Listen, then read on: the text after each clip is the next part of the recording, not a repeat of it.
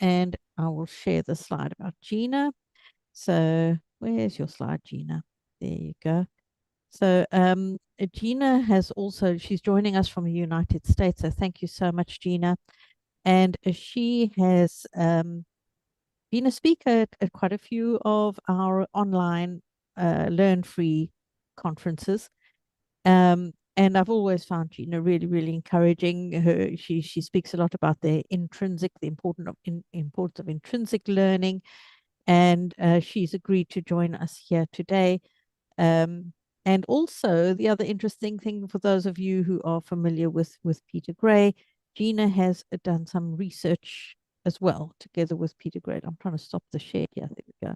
And then I can let me spotlight Gina. There we go. So welcome, Gina. I know it's probably a lot earlier in the day for you. You're muted still. Yeah. That's fine. Hi, everyone. I'm so happy to be here. Yeah, so we have some people in the Zoom and we have others watching live on the live on YouTube, and then we've also shared that onto different platforms. So the conversation's going on in a number of different places. But thank you for joining us. Amazing. So I was going to talk a little bit, if that's okay, Juliet, about intrinsic motivation and homeschooling. Yes, please Um, take up all your time. I don't want to interrupt with any, interfere with any of it, and particularly your interest in home, how home education comes into that as well. Sure, Thank you. Yeah. absolutely. So I'm going to share my slides, and we are just going to talk about home education and intrinsic motivation. And again, thank you for inviting me. I'm always such a great support of you, Juliet, and the work that you do. It's so exciting. So I am a educational psychologist. I'm program director and associate professor at CUNY Hunter College in New York City. I'm an internationally known researcher of homeschooling and unschooling and other self-directed learning models in New York State. And my research focus since now 1998 has always been on intrinsic motivation, self-determination, in homeschoolers and in other forms of alternative teaching and learning. I've written 3 books. There's more on the way. So, Unschooling, Learning Beyond the Classroom is probably the most known academic book on unschooling. We have a second edition coming out in May. So, super excited about that. Homeschooling Starter Guide is probably the most budget-friendly book, and that's great for new home educators. So, if you have a new home educator in your life, it's not expensive and it's just a great starter guide. And I also, with Carlo Ricci, edited The Joy of Self-Determined Learning, and we have a new book coming out any minute now. We're waiting for the publisher to release on ungrading, which is an alternative form of assessment that you see in homeschoolers and unschoolers a lot. Along with my professional endeavors, I also unschooled my son. He is now a full-grown adult. He never went to school. His first day of school was his first day of college. And he is now an editor of medical journals in the United States, as well as a music educator. So, intrinsic motivated learning fascinates me, right? The fact that kids and teens in a home ed environment and elsewhere can learn with no adult coercion through their own intrinsic motivations is amazing. And when I speak to governments, I hold a state board position in New York State in the New York State Education Department. And so when I speak to governments about home learning, I am really like the secret in here is intrinsic motivation. It's really, really what makes home education so special. It's not something you see all the time in schools, although some schools do it really, really well. When I talk about intrinsic motivation and homeschooling, I generally use Edward Dici and Richard Ryan's cognitive evaluation theory as a basis because I think it gives such a great framework for what we do in home education. If you don't know self-determination theory, it defines intrinsic motivation. And if you don't know cognitive evaluation theory, it just sets up three basic environmental tenets that facilitate intrinsic motivation in education. And that's a sense of competence, a sense of autonomy, and a sense of relatedness. So for those of you who are currently home educating, along with anyone who are teachers outside in the audience, right? I always think that competence, autonomy, and relatedness is the most important part of what we do as facilitators of learning. And I always think the more we professionalize home education, the easier it is for outsiders in terms of government agencies or schools to grasp.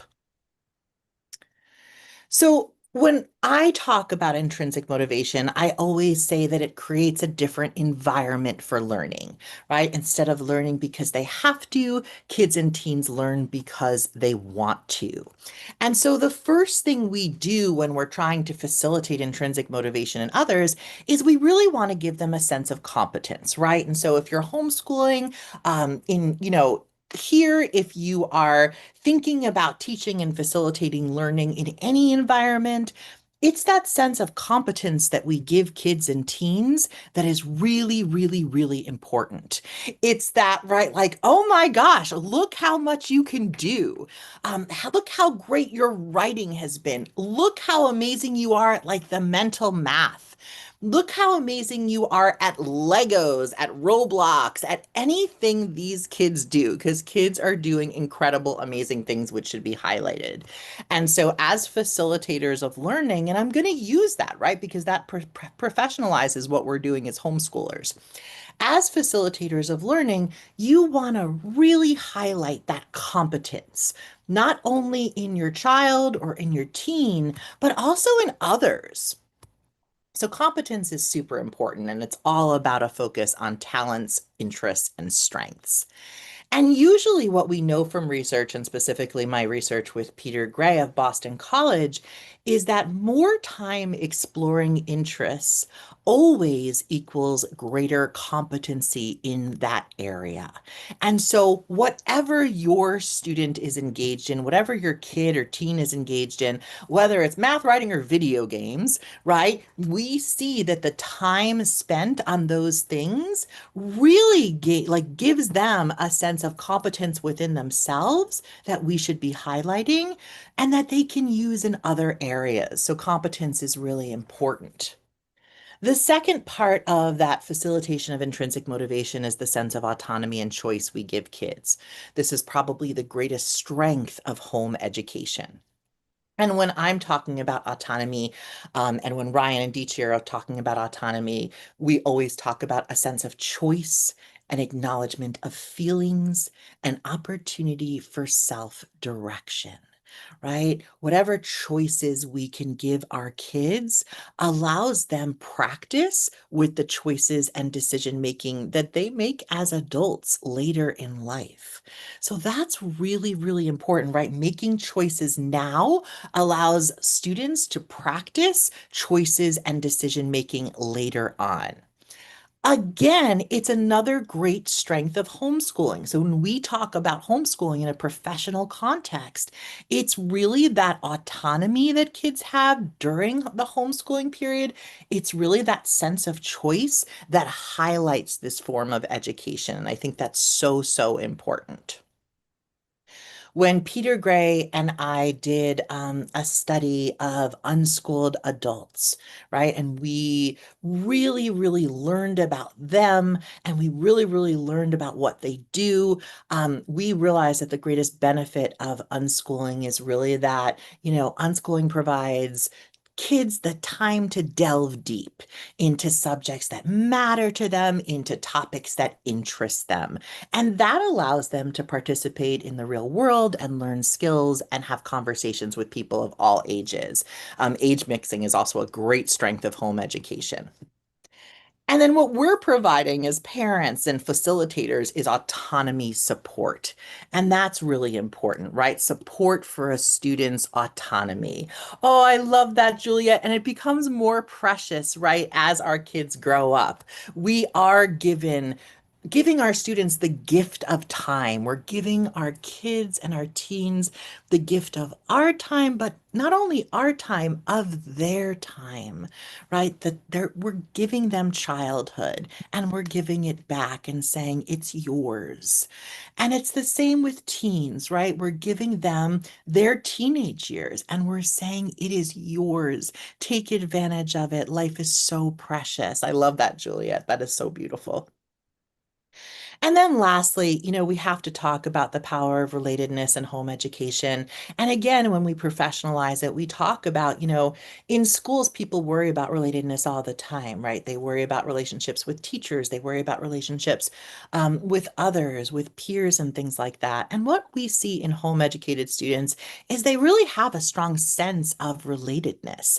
They feel that security, right? And it's really important to note that a sense of relatedness doesn't always occur when kids are babies and cute, right? It also occurs when you have those amazing conversations with your teenagers, when you have those times in the car or wherever you are with your growing like adults, right? And so relatedness is really important across the lifespan.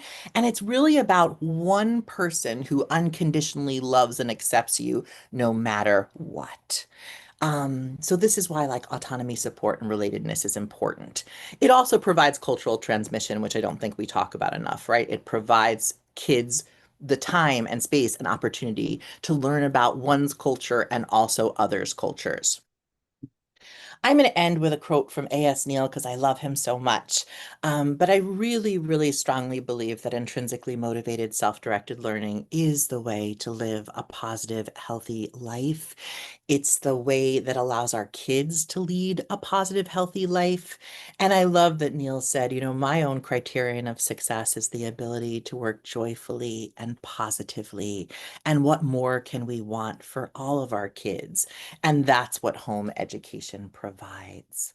So I know we're running out of time. I'm going to No, you've done share. great. You've done great. You've Okay, really given me, and amazing. I think one of the things that I loved about what I got from John Holt's books was this thing that of children love to be productive. So they like to do something that's productive. It produces, and they can see the end result of what they've done. And I think what the issue we find within the school setting often is they don't see the end result, or the end result is a paper, which is not real. You can't do much with that really. I don't know if that's but it builds the self esteem as well. All of that, it does that competence, uh, feeling like actually I'm successful. I did this and I did it by myself. All of that, what it does for them as a person.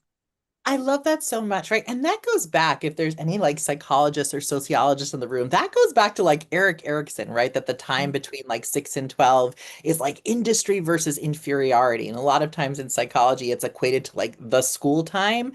But school, is like I always think the classroom is the world, right? It sometimes looks like a classroom with walls, but other times it just looks like a home, or other times it looks like the world.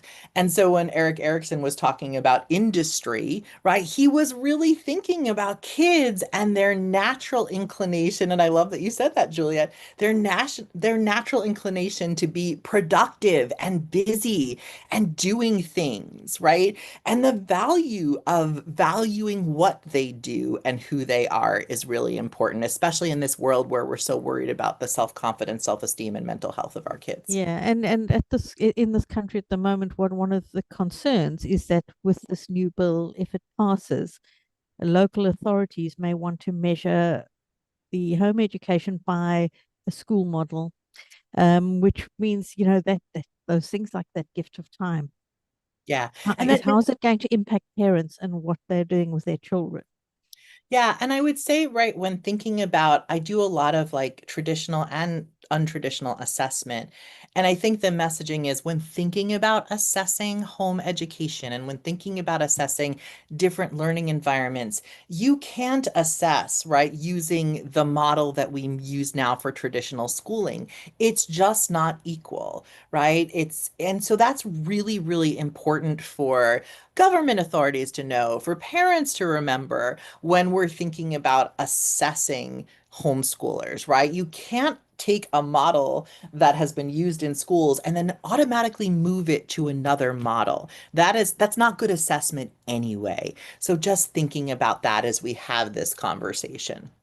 Yeah, and it's that empowering of children, putting them in the driver's seat of Yes. their own learning and their own future.